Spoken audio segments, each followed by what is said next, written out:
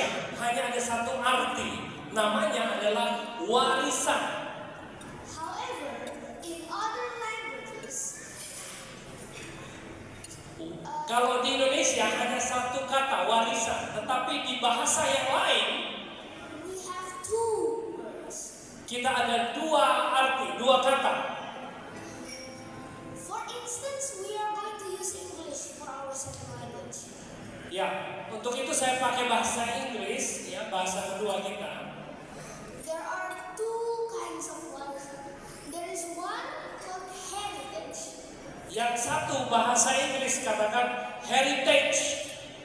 Now, heritage is something that can be bought with money. Heritage adalah sesuatu yang bernilai, bisa dibeli.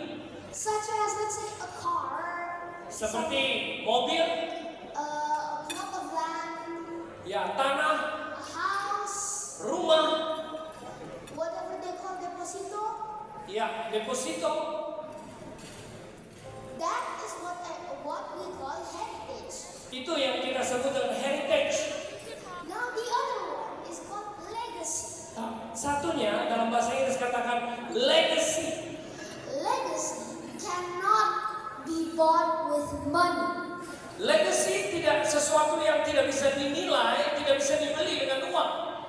Legacy is something like a good name, Legacy itu seperti sesuatu nama baik, character, karakter, reputation, reputasi, the values of life, nilai-nilai kehidupan. such as whatever my grandfather passed down to my father in just now's testimony. Ya, seperti apa yang Akong saya teruskan kepada papa saya dari kesaksian tadi. So we have two kinds of warisan. We have heritage and we have legacy. Jadi kita punya dua arti dari kata warisan, yaitu heritage dan legacy, atau yang bernilai atau yang tak ternilai. Okay, I want to ask everybody here a question. Oke, saya mau tanya setiap kita di sini sebuah pertanyaan. Who here wants heritage? Raise your hand. Siapa di sini yang mau warisan heritage? Angkat tangan. I see a lot that didn't raise their hands. Do you guys not want heritage? Saya lihat kok banyak yang tidak angkat tangan. Anda tidak mau warisan? Now, for the other one, who wants legacy? Sekarang siapa mau warisan legacy? Angkat tangan.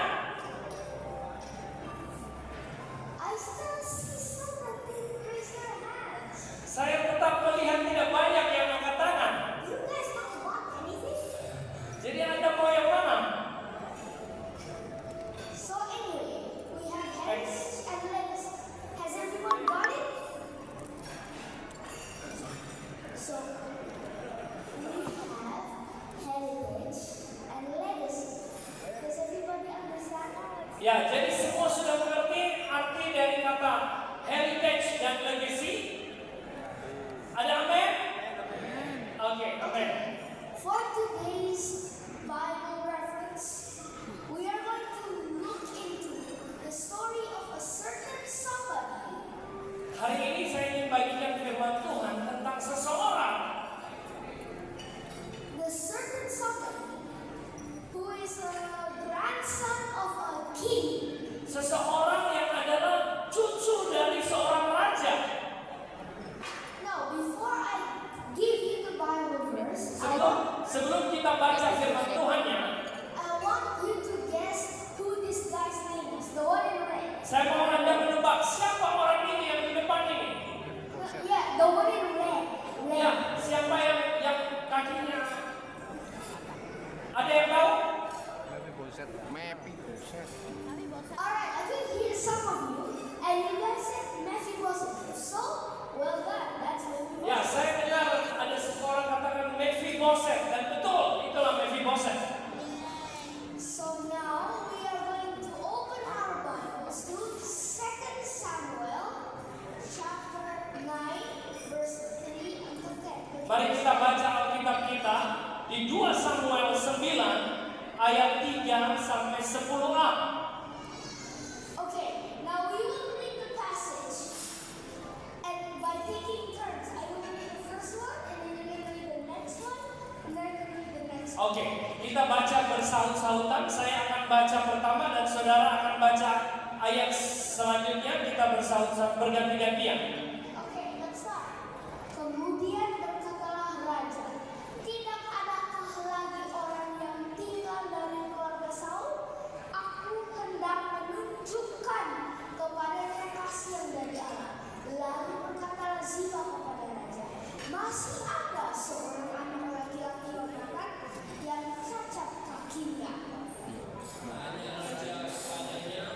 Manakah ia? Jawab Ziba kepada raja, dia ada di rumah Makir bin Amiel. Sesudah itu, Raja Daud menyuruh mengambil dia dari rumah Makir bin Amiel dari Lodebar.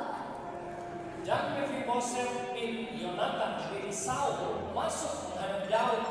Ia sujud dan menyembah. Kata Daud, Mephibosheth. Jawabnya, inilah hamba Tuanku. Kemudian berkatalah Daud kepadanya, janganlah takut, sebab aku pasti akan menunjukkan kasihku kepadamu oleh karena Yonatan ayahku. Aku akan mengembalikan kepadamu segala ladang Saul nenekmu, dan engkau akan tetap makan sehidangan dengan aku. Lalu sujudlah Mephibosheth dan berkata, apakah hambamu ini sehingga engkau menghiraukan anjing mati seperti aku? Lalu raja memanggil Ziba hamba saya dan berkata kepadanya, segala sesuatu yang adalah milik Saul dan milik seluruh keluarganya kuberikan kepada cucu tuanmu itu. For this last verse, we will all read it together. Mari kita baca bersama-sama di ayat yang terakhir. 1, 3. Engkau harus mengerjakan tanah baginya, engkau, anak-anakmu, dan hamba-hambamu, dan harus membawa masuk tuayannya, supaya cucu tuanmu itu ada makanan. So let's dig deep into the story. Mari kita lihat cerita ini. Now, is anyone here asking, why is Mephibosheth's leg broken? Wasn't he walked properly? And what's his backstory? Pasti banyak Anda yang tanya, kenapa Mephibosheth dia pincang? Dan bagaimana ceritanya sampai dia pincang? As you can see, there's a Bible reference in 2 Samuel chapter 4. Ya, Anda bisa baca di 2 Samuel 4 ayat yang keempat. But you guys don't need to read it now. I'm just gonna dig deep into the backstory. Oke, Anda tidak harus baca. Ya, ini ceritanya. So, no, I said you guys don't need to read. Oke. Ya, tidak harus baca. Ini hanya bagaimana Jonathan and Saul were fighting the Philistines at Jezreel. jadi Yonatan dan Raja Saul, papanya, itu sedang melawan Filistin di Jezreel. Now, sadly, they were brutally killed. Jadi sayangnya mereka itu dibunuh, mereka mati. They died at the battlefield of Jezreel. Mereka mati di sana, di Sisera.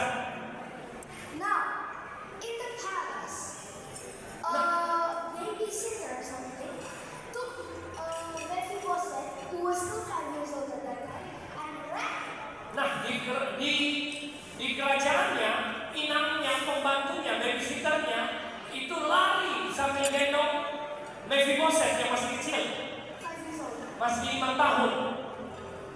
Now, when she ran, she dropped Mephibosheth, and Mephibosheth fell down to the ground and broke his legs. Jadi Mephibosheth waktu dia lari, kemudian dia jatuh dan Mephibosheth jatuh sehingga Mephibosheth cacat.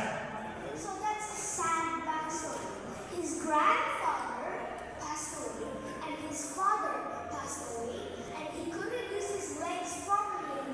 Jadi ini adalah cerita yang sangat sedih sebab kakeknya meninggal, papanya meninggal, dan dia kemudian menjadi cacat.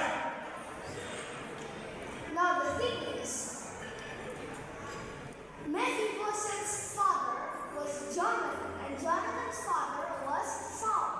So we can say that it is Mephibosheth bin Jonathan bin Saul. Jadi saudara-saudara, Mephibosheth itu adalah anak dari Yonatan dan juga adalah anak dari Saul. Makanya bisa disebut Mephibosheth bin Yonatan bin Saul.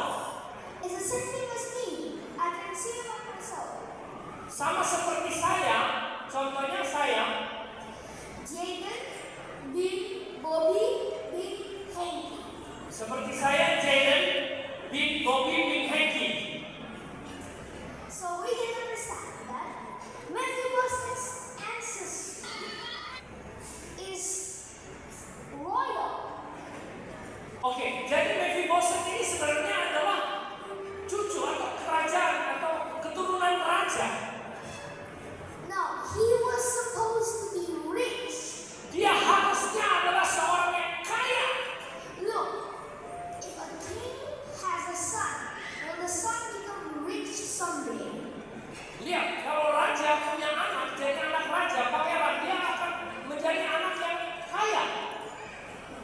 Now, if the king's son has another son, will the king's grandson be rich or not? Jadi kalau sudah anak raja punya anak jadi cucu raja, harusnya cucunya adalah seorang raja yang kaya. That's right. However, Mephibosheth, he lost everything. Dia kehilangan segala-galanya. He lost his money, he lost his lands, he lost his throne. Dia kehilangan hartanya, kehilangan uangnya, kehilangan kerajaannya, kehilangan mahkotanya.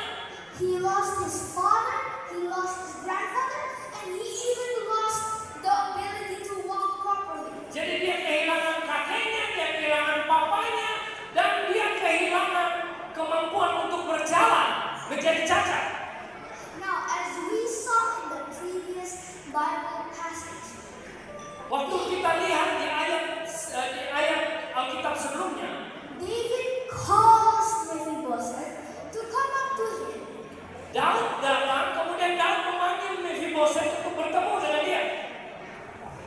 And he said, I will give you back all of your grandfather's lands and his money, and you can sit at the table with me, and you can eat the same food as I eat. Dan dia berkata, aku akan mengembalikan semua harta kekayaan milik dari orang tuamu, dari kakekmu kembali, dan kamu boleh duduk makan semeja dengan raja.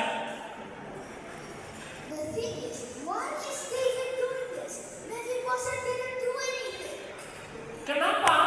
Kenapa Daud melakukan ini, saudara-saudara? Now, it all goes back to his father Jonathan in 1 Samuel chapter 20, verse 14 until 17. Kita bisa lihat di 1 Samuel 20 ayat yang ke-14 sampai ke-17. And I think I should read the passage alone. Dan saya nggak usah baca ayatnya. Jika aku masih hidup, bukankah engkau akan menunjukkan kepadaku kasih setia Tuhan? Tetapi jika aku sudah mati, janganlah engkau memutuskan kasih setiamu terhadap keturunanku sampai selamanya. Dan apabila Tuhan menghilangkan setiap orang dari musuh dari muka bumi, janganlah nama Yonatan terhapus dari keturunan Daud, melainkan kiranya Tuhan menuntut balas daripada musuh-musuh Daud. Dan Yonatan menyuruh Daud sekali lagi bersumpah demi kasihnya kepadanya, sebab ia mengasihi Daud seperti dirinya sendiri. So anyway, this story is about how Jonathan saved David's life a long time ago. Jadi cerita ini bahwa Yonatan itu bersahabat dengan Daud dan Jonathan itu menyelamatkan nyawa dari